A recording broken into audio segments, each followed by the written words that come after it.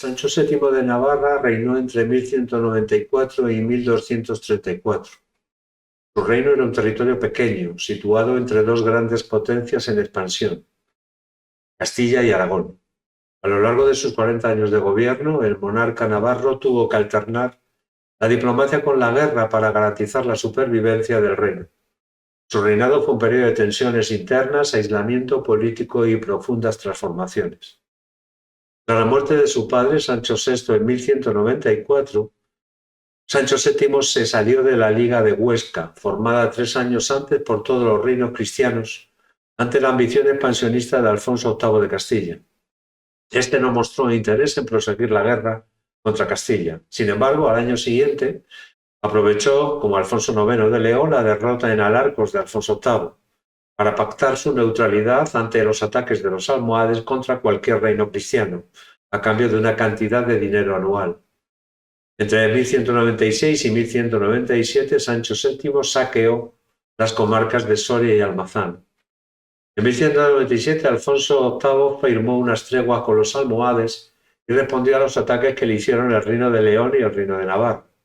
Gracias a la mediación de Alfonso II de Aragón y del Papa Celestino III, se firmó un acuerdo de paz entre los reinos en las vistas de Tarazona. León no participó y Alfonso IX fue excomulgado, pero Sancho VII de Navarra sí que participó. Para que la paz fuera duradera, Celestino III publicó una bula en el año 1198, donde se garantizaba la inmunidad del Reino de Navarra, el reparto equitativo de las conquistas que se hicieran, el paso libre por otros reinos, y se reconoció el título de rey a Sancho VII, negado desde 1134 a todos sus predecesores, con una condición, de que Navarra abandonara la alianza con los almohades. Alfonso VIII no aceptaba lo pactado con Navarra en el Tratado de Cazzola de 1179 y quería recuperar las tierras de Vasconia, Álava, Guipúzcoa y el Duranguesado, que consideraba que eran suyas, como una vía de acceso para reclamar los derechos de Gascuña, dote de su esposa Leonor de Plantagenet. Para ello puso como excusa que Sancho VI había roto el acuerdo de las vistas de Tarazona con la ocupación de castillos castellanos y de haberse vuelto a aliar con los almohades. Un legado de Celestino III se lo creyó y excomulgó a Sancho VII, pero en enero de 1198 el nuevo Papa, Inocencio III, envió un nuevo legado para estudiar todas estas acusaciones y vio que eran falsas, por tanto no hubo tal excomunión. Alfonso VIII recuperó las tierras de Vasconia. Este proyecto contó con el apoyo de la nobleza vasca, que estaba descontenta con los reyes navarros por la extensión del sistema de tenencias en manos de los leales a Navarra, que habían suplantado su poder y su autonomía tradicional. En mayo de 1198 pactó con Pedro II de Aragón el Tratado de Calatayud, donde se repartían el reino de Navarra y firmaban un acuerdo de colaboración mutua tanto en tiempos de guerra como en tiempos de paz. Se reconocieron los derechos y las posesiones fronterizas y se atacó a Navarra con la toma de varias plazas. Sancho VII firmó tregua con Pedro II de Aragón y se comprometieron al matrimonio entre Blanca, la hermana de Sancho VII, y el rey Pedro, pero este matrimonio no llegaría a realizarse por temas de consanguinidad. En la primavera de 1199, Alfonso VIII continuó sus ataques saltándose las treguas firmadas entre Sancho VII y Pedro II de Aragón. Atacó por el territorio de Álava con apoyo de un sector de la nobleza navarra, pero resistieron los castillos de Treviño y Portilla. Vitoria, sin embargo, sufrió un prolongado asedio. Ante esta situación, Sancho VII buscó la ayuda de los almohades. No consiguió la ayuda militar debido a los problemas internos entre ellos, pero sí que consiguió una ayuda económica. En diciembre de 1199, Vitoria se rindió a petición del obispo de Pamplona, y a Vitoria le siguieron el resto de Álava, Guipúzcoa y el Duranguesado, en este caso utilizando la vía diplomática. Alfonso VIII cedió los territorios a Diego López de Oro, señor de Vizcaya. La inferioridad militar de Sancho VII le obligó a firmar treguas con Alfonso VIII del año 1201 al 1212. Estas treguas fueron avaladas por Inocencio III, que permitió el libre paso entre ambos reinos. Perdidas las tierras de Vasconia, supuso el aislamiento del reino de Navarra por mar. Esto, sumado a sus escasas posibilidades de expansión por el sur a costa de los almohades, y la presión ejercida por Castilla y Aragón, a Sancho VII no le quedó otra opción que aliarse con reinos extranjeros. Su padre, Sancho VI, consolidó la zona fronteriza con los Pirineos en 1191 con el matrimonio entre Ricardo Corazón de León, rey de Inglaterra y duque de Aquitania, con Berenguela, la hija de Sancho VI. Sancho VII, antes de ser rey, participó en una expedición en el año 1192 contra el conde de Toulouse Raimundo VI para defender los derechos de su cuñado, prisionero en Alemania.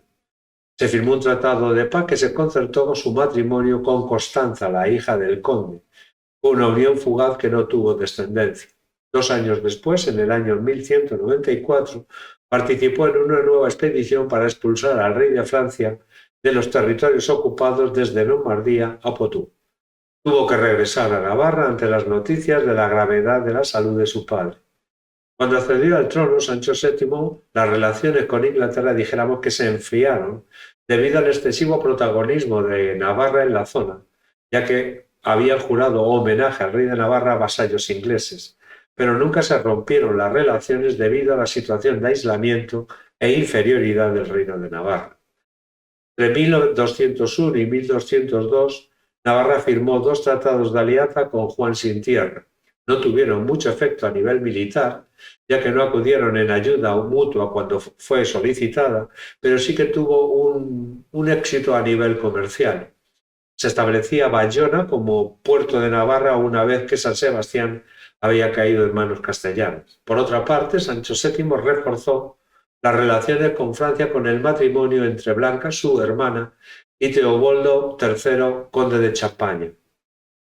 Durante los años de paz de 1201 a 1212, Sancho VI reforzó la cohesión interna del reino y aumentó sus recursos, gracias a medidas militares y medidas económicas. Dentro de las medidas militares está la construcción de castillos en la frontera con Castilla, Álava y Guipúzcoa, y la promoción de ciudades fortificadas. Y en las medidas económicas saneó y elevó las reservas monetarias con las siguientes medidas: creación de puestos aduaneros, imposición de tasas e importaciones y exportaciones, actualización de aranceles, unificación de impuestos pagados por los campesinos de realengo, la imposición de un impuesto por casa o familia pagado en metálico o en especie y la regulación de la actividad de los recaudadores reales. Todo ello posibilitó la realización de importantes inversiones y que actuara el rey como prestamista para otros reinos, a cambio de la entrega de ciudades como aval. Al principio, Sancho VII se negó a participar en la batalla de las Navas de Tolosa de 1212. Preveía que una posible victoria de los almohades propiciaría la recuperación de las tierras de Álava y Guipúzcoa. Sin embargo, cambió de opinión. No se sabe si por temor a enemistarse con el Papa o bien antepuso sus ideales religiosos. Se sumó al ejército con 200 caballeros cuando éste ya había partido de Toledo. Entre 1212 y 1222, Sancho VII desarrolló una política de grandes inversiones financieras gracias al botín obtenido en las Navas de Tolosa y al saneamiento de su hacienda. En Navarra amplió su patrimonio real con la compra de bienes y tierras y reforzó las fronteras con compras o préstamos y también a base de presiones y atropellos, mientras que en Aragón reforzó su frontera a través de préstamos. A cambio recibió varias villas. Por otra parte, el prestigio ganado en las Navas de Tolosa mejoró su posición entre los reinos. Entre los años 1213 y 1214, aprovechando la minoría de edad de Jaime I de Aragón, compró castillos en la frontera y por otra parte expansionó el reino a costa de los almohades en la zona del Maestrazgo y en la zona de Levante. Sancho VII no tuvo descendencia legítima, pero sí que tuvo muchos bastardos. En 1207 moría en un accidente en unas justas de Tudela su hermano y sucesor Fernando. En 1224 Sancho VII enfermó y se recluyó en el castillo de Tudela, de ahí que le apodaran el Encerrado. Su enfermedad y su avanzada edad abrieron un periodo de inestabilidad en el reino, al no haber heredero directo y legítimo. Descartada la opción de la elección de un bastardo, en 1225 se presentó en Pamplona Teobaldo, sobrino de Sancho VII, hijo de Blanca y del conde Teobaldo III, conde de Champaña, con la pretensión de ser jurado como heredero. Encontró la oposición del infante Ramiro, hijo ilegítimo del rey y obispo de Pamplona, que apoyó la candidatura de un hermanastro, Guillermo, otro hijo ilegítimo. En 1229 morían las hermanas de Sancho VII, Berenguela y Blanca, y solo quedaba Teobaldo, que no le gustaba al rey, y sus bastardos, a los cuales el rey no consideró convenientemente legitimarlos. Entonces decidió reunirse con Jaime I de Aragón para tratar sobre el tema de la sucesión de Navarra. En febrero de 1231 firmaron un pacto de prohijamiento recíproco.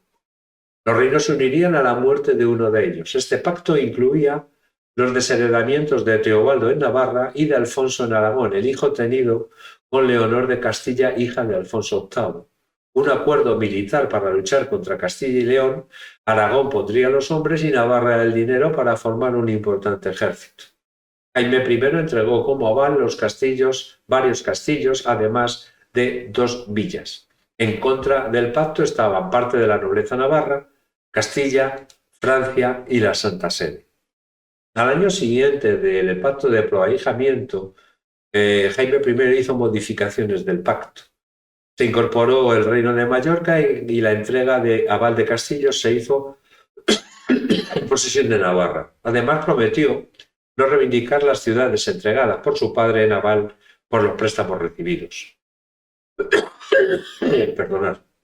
Meses después el pacto se rompió por acusaciones recíprocas de incumplimiento. El 7 de abril de 1234 Sancho VII moría y la nobleza navarra apoyó la candidatura de Teobaldo, ya que no querían que Jaime I, porque era un rey impuesto por Sancho VII, y antes había opuesto a los privilegios de los nobles aragoneses que eran similares a los navarros. Por su parte, Jaime I no reivindicó el pacto y sí que pidió la devolución de los castillos cedidos. Con la muerte de Sancho VII se ponía fin a la dinastía jimena y hasta el año 1512, con su incorporación a la corona de Castilla, Navarra estuvo regida por dinastías francesas.